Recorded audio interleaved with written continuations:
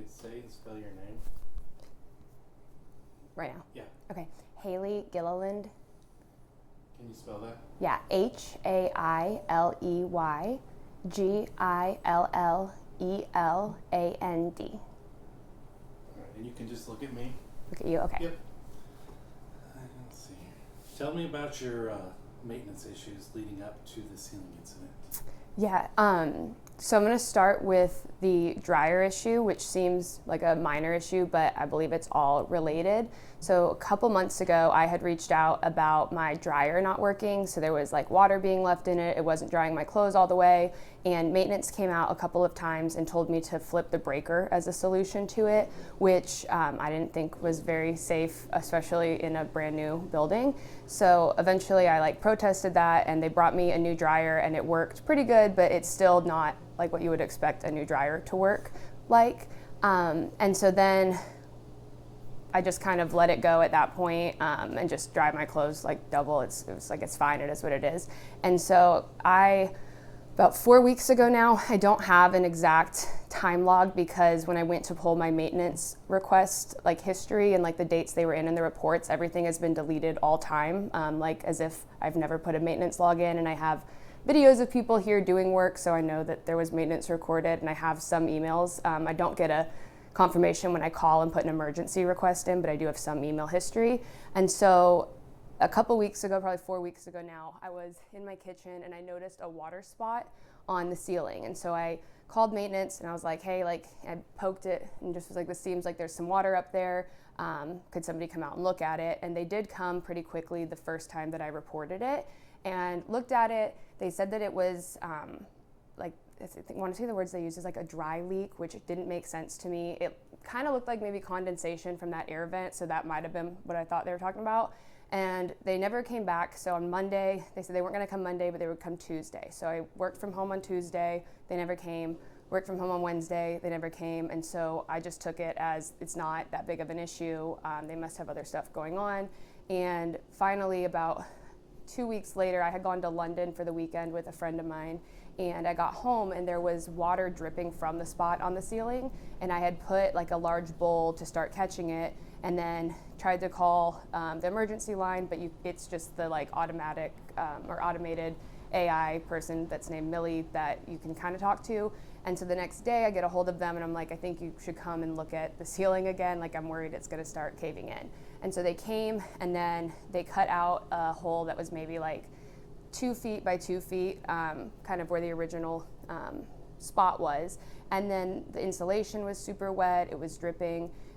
The drywall, or I guess sheetrock, I'm not good at construction, so I don't know the terminologies, but whatever the ceiling's made out of was wet. And they started cutting more and more, and I could see a slit in this silver stuff that I think is the ductwork. And so we start looking, and I'm like, should we maybe check that there's no other cuts in it? Because, it seems pretty, the cut that I could see seemed pretty severe. And so then they started cutting more and more, and then that's when I started realizing okay, this is a bigger issue than we realized. And I could kind of overhear them talking that there was no vent to the outside, something with the ductwork. HVAC was a word that was used a lot. But then they realized that I had these cameras set up to just kind of, they're cameras for my dog watcher, but I used them in this instance just to see the people that were in here, because it's external workers and I was at work and I didn't want people in here with me not knowing. And so I start watching, and I went down to the office at that point and tried to have a conversation with them. I was like, this is really inconvenient. I work from home 2 days a week. They're drilling with these large saws in my ceiling. My dog is incredibly stressed out. Can we talk about a discount on rent? And then that's when she kind of doubled down and was like, no, it's habitable. I wouldn't want to live there either, but it's habitable. You have a bedroom you can get to, you have your second bedroom, both your bathrooms. And then that's kind of when the fights started with the management from there. And tell me about those fights with management. Yeah, so I had emailed several times just asking for an update on what was going on with the ceiling, why it took 2 weeks for people to come back, what the deal was, if I could get a discount on my rent, just no response. I knew she had told me that her boss was on maternity leave and actually told me to stop emailing her boss. I got her boss's contact a while back when the dryer issue was going on, just because like I thought it was dealt with not very professionally, and she just like doubled down that like it's habitable, like I can use part of my apartment, like it is what it is basically. And I was like, okay, so I came back up here and they're drilling out more of it, and then I had to go to work, and so I went to the office, and then she starts calling me and she was like, hey, we need to have contractors come in and actually rip out more of your ceiling and do like some, I don't know if it was like duct work special, it was like somebody who's not maintenance with the building.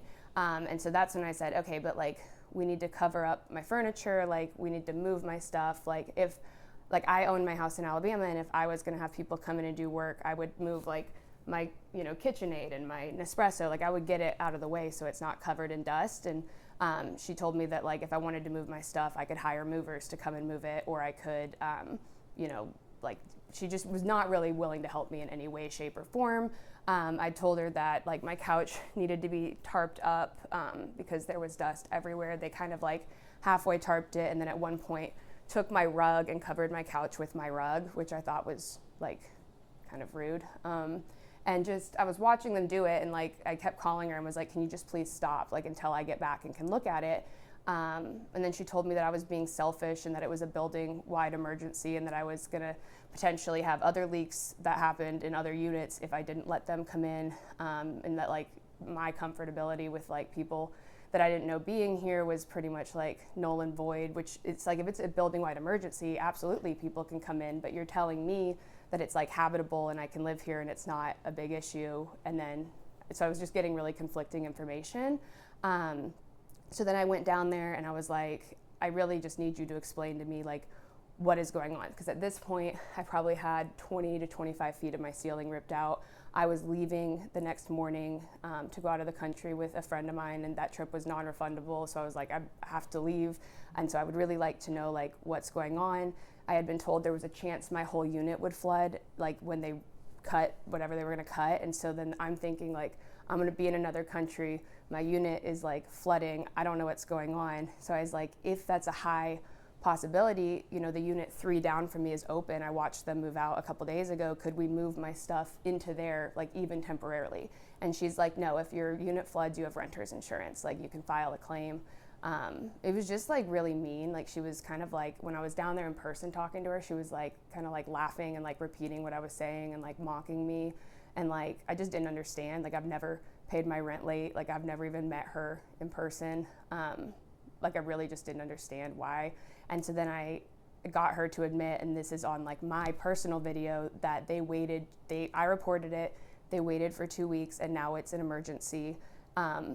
And like, so I just don't understand how you can go around, like I've been told that they're telling people that I waited too long to report it, and so it's like my fault that it got as bad as it did.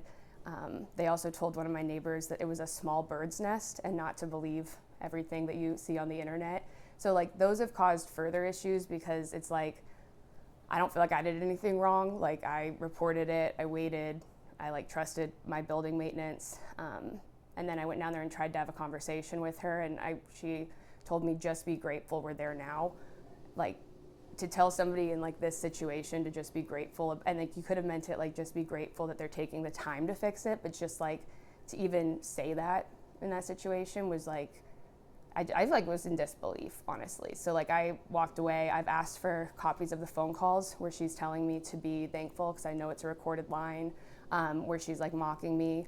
Like I know that there's proof of that. I know where she told me to be grateful. There's a camera in the office that hopefully would catch the audio there. You know, I've also heard now that they're telling people that they're telling these lies to, that I like didn't report it, or that it's a bird's nest, that like, I've lost my train of thought. It's okay. Make sure everything's still looking good. I feel like I'm just like rambling, so if I'm talking too much, just like. So they're saying this is an emergency now? So yeah, they had declared it an emergency before I went to the Dominican Republic. So I have it in writing where I was like, okay, well, can we wait till I get back for the like contractors to come in, just because I would like to like listen to what's going on, like see where people are, if they're coming in and out. You know, my dog is there, like if I need to get her boarded or put her somewhere else. Like, I need y'all to like just gonna let me know. And she was like, no, this is now a building-wide emergency, sent me the part of my lease where it says that like if it's an emergency, they can enter without my permission or letting me know. And so like, how do you have in writing that it's a building-wide emergency, but then you double down that the unit that the building-wide emergency is taking place in is habitable, and then proceed to charge that person like the full rent for that month as well as the previous month. So like, they were cutting into my apartment for 2 weeks in September, and like I paid full rent in September, and then they charged me the full, or tried to charge me the full rent in October. And I just think that it's like crazy. And so eventually, after I like kept emailing and kept like blowing up their like the main office's email, I emailed Kelly, our manager, directly, who is the one that was like laughing at me and telling me to be grateful. When I was on a plane going to the Dominican, the, I guess, regional person reached out to me, and that's when they said that they were willing to let me out of my lease, as well as give me my rent back for, or I guess I hadn't paid rent at that time, but not pay rent for October if I signed a release, which was seemingly like an NDA. And to me, like, that was not an option at that point. I had tried to talk to you for weeks. You know, the only reason you reached out to me was because my video like went viral on the internet. I'm not like a big social media person, and so like I don't even have Instagram. So I think when I told her that I was gonna like try to post a video about it, that like she didn't think much of it. And I guess that's just like the power of the internet. Did they explain what the emergency is? No, so they won't tell me anything. They're telling people it was a bird's nest. I know it was something to do with the ductwork. Like, I saw slits in the ductwork. 3 other residents saw it. I made sure to have residents come here while they were cutting it open, so I have people like that can corroborate and that like witnessed this. Like, they heard them like try like kind of talking about it, and then once they realized like that I was starting to gather this information, they would do some work and then go out in the hallway and talk about it, so that I couldn't pick up, and I could kind of hear stuff, but like I'm not going to follow them out into the hallway, you know what I mean? And so then that's why I requested the maintenance logs, because I figured they would give a detailed summary of what they found, and then those have been deleted, and I've requested via email 3 times now to have them sent to me, and I haven't gotten no response from anybody at the company. What's your concern about mold?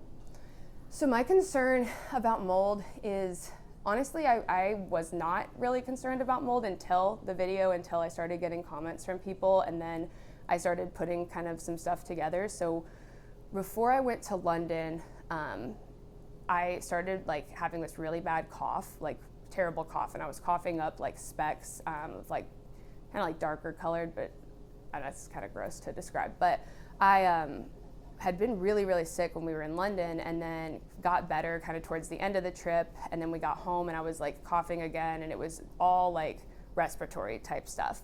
And then the more I thought about it, I was like, this kind of, the timeline of when I start coughing and like when I started getting sick correlates with when they started cutting my ceiling open. And it's just kind of gotten worse since then. And then my dog started coughing. So my dog is actually living now with my boss, which her and her family are so nice, and I'm so grateful to them for that. But she was coughing up stuff too, and like, I don't have a window, I don't have a balcony, I don't have access to, sorry, I'm watching this cat right now. I don't have balcony, I don't have access, like any access to outside air, which is like a bigger concern. Like, if I could open that and have fresh air, it would be, I think, a little bit better, but it's like been just terrible. Hold on, let me tell him to be quiet. Tate! Shh. I think the washing machine's actually running. Do you need me to like turn that off, do you think, the washing machine? Well, I didn't want to stop it in the middle of reload. I think it's all right. I don't think it, I mean, I don't mind rewashing the clothes. I think it'll be all right. Okay. So you went to the doctor. Yes. What did the doctor say? And so once I started realizing like that my health stuff like kind of correlated timeline wise, I decided I needed to go see like just a doctor and see if it added up, because I had tested negative for COVID and the flu when I got back from London, and then just like I had been super sick, like coughing stuff up. And so I had a telehealth visit with just my regular doctor that I see every month to refill prescriptions, and she had asked if there was any like new stressor in my life, and I like flipped my Zoom camera up, and I was like, well, I mean, yeah, like this is a little bit stressful. And she was like, are you living in there right now? Like, are you in that apartment? And I was like, yeah. And she's like, is that like insulation in the ceiling, like that's open? And I was like, yeah. And then she was like, well, if that's made of fiberglass, like you can't be breathing that in. And this doctor doesn't know that, but I had been hospitalized in 2016 for a pulmonary edema. I'm from Colorado and I was back home and I had some issues with the altitude. And it was with my lungs. And so like, it is a concern for me to like, I don't want, any of that to like happen. I don't want to be back in that position. And so like, I am a little bit nervous. And so with my insurance, I need to go, she has said I need to go see a pulmonologist. And so I went to a new primary care doctor to get a referral because it just takes with insurance some time. And so I've now been referred to a pulmonologist that I'm going to have an appointment with when I get back from traveling for work to figure out if any of this could be related. I hope it's not, but it's just the timing is weird, just how it adds up. What are your frustrations with your money situation and the payments here? Yeah, so my frustration, one is like I'm reasonable. I understand that things happen, like maintenance issues happen.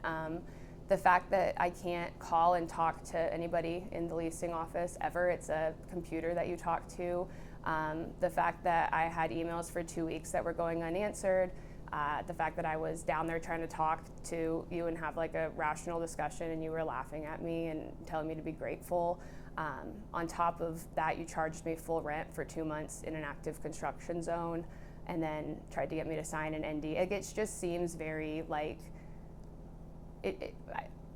inhumane. I don't know how to describe it otherwise. Like I ironically have a short-term rental company that I run with my parents in Alabama, so I do own a home that I can go to. The reason I'm not there is because I have people that have rented it and I am not going to kick them out, and do that and put them in a bad spot because that's not how I treat my tenants and people that I do business with. And to me, it's just like, I feel just like a ATM to them. Like it's like, let's just take your money and like put you in this bad position. And like, I have to now pay like medical bills to go and see if this is related. I have people coming in to check all of this independently because they won't give me a report and I don't feel like they're being honest with me. I've asked them to check it for mold because the insulation was dripping wet. I can see that it's different colored. You can see where it was saturated. Like they're not gonna check it. I'm not staying in this apartment, so like, I'm not gonna say the mold isn't an issue for me. Like I'm not gonna live here, so I won't have the like long-term effects of it, but like I can't stomach the thought of something being wrong with it and then having someone else move in here and paying them and like getting health issues or you know what I mean, anything happening. And so I feel like it just needs to be addressed. And I think the way that they've treated me and the hundreds of messages I've gotten from other residents, both here and at other properties, kind of like reaffirms to me that like they're not being held accountable for anything and in any regard. And I think that this is now like a matter of holding them accountable. Like this is gonna cost me thousands of dollars. Like I have to buy new furniture. I think I can salvage like the hard stuff, like that's not super porous, but like my kitchen utensils were covered in dust and fiberglass. Like my Nespresso machine, like everything, like I would have liked to move my stuff out, or like into boxes when this happened. And I just wasn't given any like opportunity, or it was just kind of like I wasn't like a person to them, and I just couldn't comprehend it. And I've still not gotten an apology. I've still not gotten like really any communication. They've told me that their legal team will be reaching out to me. It's been over a week. They haven't reached out to me. I don't intend on deleting my videos and stopping telling people what's happened. I do know that they've told some people like that they think that I won't say anything about it because candidly, like some of the emails I sent them were not super nice. Like if my grandmother was to read those, would she be like overly proud? Probably not, but like I also think that she would understand given the circumstance. Like I tried to talk to you and like you're not gonna hold me being like a little bit mean in an email over my head to where I'm not gonna speak out on potential long-term health issues and like just mistreatment when I've given you thousands of dollars in rent over the last year. Can you talk about the NDA they try to get you to sign? Yeah, so when I was on the plane flying to the Dominican, so this has been several days since I tried to talk to them, and since the video had been posted, I think like full day after, they had reached out to me, basically said that if I was willing to sign a release, that they would release me from my lease without having to pay the penalties, as well as not having to pay my October rent. And I told them absolutely not. Like, sorry, that was the washer. I can redo that once that's done beeping. Okay. So they had reached out to me telling me that I could be out of the lease and out of the move out without penalty if I signed a release, and that their legal team was going to be sending it to me. I was already a little bit prepared for this based on the messages I'd received from other residents who had had similar situations. And I told them, like, absolutely not. Like, I, tried to talk to you for weeks and you didn't want to hear it. This could have been an option. I asked for a couple $100s off, which is like the ironic part of all of this. And so I didn't sign the NDA, release, whatever they want to call it. I continued to post on the internet after the fact. And, now they've let me out of my lease. I can move out before the end of the month. So that's good. They say without penalty, like, who knows what fees they're going to hit me with on the back end. But, I'll cross that bridge when it comes to it. And then as far as my October rent, I did not submit that for payment. I have that into another account, so the money is set aside, but I will not be submitting that to management. And I made that pretty clear as well. And so, yeah, I tried to work with them, and so I made it very, very clear that the NDA release was not gonna be a thing that I was open to at all. Are you moving because of this? Oh yeah. Yeah, so I'm moving because of this. I can't be in here while they're continuing. They're gonna do a sheetrock repair. I don't feel safe here. The manager, just her demeanor and her actions towards me. She people that I believe are related to her kept viewing my TikTok account nonstop. I don't know if they thought that would bully me into deleting the video. I just blocked them instead. I don't feel comfortable being here. The amount that we're paying for the lack of responsiveness from management, especially in an emergency situation, is concerning and not something that I'm willing to pay these kind of fees for. I'm just ready to be out of here in a new safe environment, and hopefully one that has some windows that open. So, have you had any trouble trying to move out? So I don't know yet if I have had any trouble trying to move out. All I've done so far is I contacted an apartment locator who is going to help me find some places. So this is really bad timing for me for all this to be happening, because I'm leaving until the 17th for work travel. And then as soon as I get back, essentially I will be moving out. So she's going to help me with finding some options to move to, and we're going to do a virtual meeting, and she'll show me the different options. And then we'll do a couple of tours, and hopefully I will sign a place and move out right after. And so I'm trying to have my whole apartment packed up before I leave for these work travels, which is just a little stressful because I just found out that I can move out at the beginning of this week. So I've got to coordinate several different things. And so the stress caused by this is a whole another layer, but I'm just trying to be grateful right now that I can move out. That's what I'm grateful for. What's the message you want to get out? I guess for me, it's one of the things that surprised me was how many people reached out, surprised that I said anything about what was going on because I still lived here. And so I don't really understand that, because I am kind of the client customer in this scenario, and I'm paying a lot of money for a service that, it shouldn't be that hard to treat people with basic compassion and respond to them and answer their emails. And so I just feel people shouldn't be afraid to stand up when they're being treated unfairly and being treated poorly. Again, I'm not a social media person. I don't even use Instagram, have Instagram, TikTok. I just kind of scroll on and don't really know how to use. And so I guess just don't be if you're in the right and somebody is doing you wrong, I guess this has reaffirmed to me that the internet can be used for good. There's a lot of bad in the world, but people can help you and people will rally together, and I guess that's been the silver lining with all of this. Is there anything I didn't ask that you want to put out there? I talked about how they said that I should be grateful, and made fun of the situation and ignored. It's really my issue again is not that this has even happened. You know what I mean? it's not that like this has happened. Like I fully understand that things happen. Like something of this magnitude should not happen in a brand new building, in my opinion. And that's why I've like reached out to the city codes department and stuff, because I'm like, if all this ductwork needs to be redone in this unit, like, does it need to be redone in other, in other units? But yeah, my issue again is just like, that's my point, is like my issue is not that this happened and that I'm like mad that this happened. Like I'm annoyed that this happened. Like this sucks. It's super unfortunate. But my frustration is the treatment that I've received from management, both here at the building and then now on the corporate level, and just like lack of accountability, lack of responsiveness, lack of anything. Like they're just like ignoring me, and it's like I shouldn't have to post a video and have 100,000 people view it and like comment on it on the internet for you to like take me seriously or like think that something is an issue. You know what I mean?